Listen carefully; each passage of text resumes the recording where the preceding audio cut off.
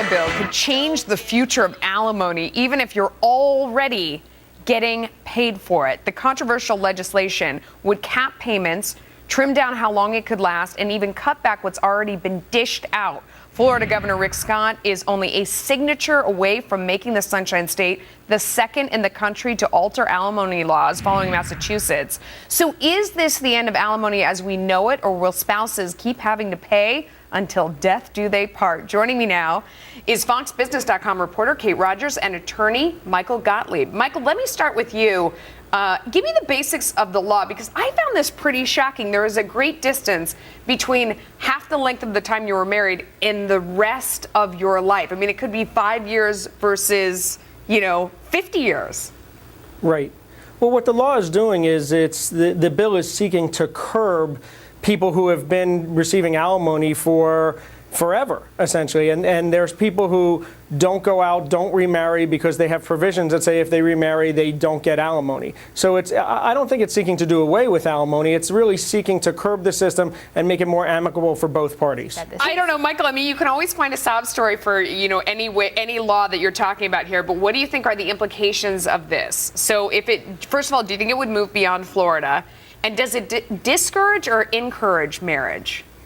I think an argument can be made either way for discouraging or encouraging marriage. I mean, I think it's going to give some people who are not the income-earning spouse concern about whether or not they should try to make the marriage work, or whether or not, and tough it out, or they can go and get divorced and get alimony for life, as was the trend before. But the trend now, and I think you're going to see other states do this, the trend now is to get rid of this abusive alimony. And I think that's really what it boils down to, was the old system an antiquated system, and was it abusive to the income-earning spouse? But, but you can find a story for anything. You could talk about the couple where the husband is abusive and the wife doesn't have any way to support herself, and the only reason why she gets out of the marriage is because she knows she can support herself on alimony. You take that away, she stays with an abusive. I mean, we could all come up with stories to work for any situation.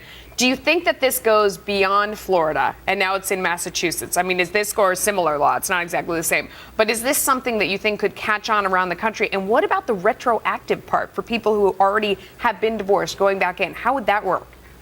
Well, I think it's definitely something that can catch on throughout the country, and I think that it's something that should catch on throughout the country, because I think what this does is when you set the basis for the alimony at half the term of the marriage, it encourages that spouse that's not the income-earning spouse to go out there and improve their education and improve their position, as opposed to just sitting there and getting alimony payments for the rest of their life. In terms of whether or not other states will adopt it, absolutely, I think they should. And what about this retroactive thing? I mean, should you be afraid, if you're out there right now and you're receiving alimony, that it's going to be taken away? No, I don't think you should be afraid that it's going to be taken away. I think that what it's doing is giving the judges the discretion to go back, to look at the retroactivity of the alimony payments, and to make a decision, a wise decision, as to whether or not the position should be changed. Have the parties' positions changed? Are people cohabitating and defrauding the system? Are people making more money? Are people making less money? And let's face it, a lot of people are making less money but are still tied to huge alimony payments. So I think it's just an opportunity to revisit some situations that might not be considered equitable. It's a tough one. Thanks to both of you. Thank you. Thank you.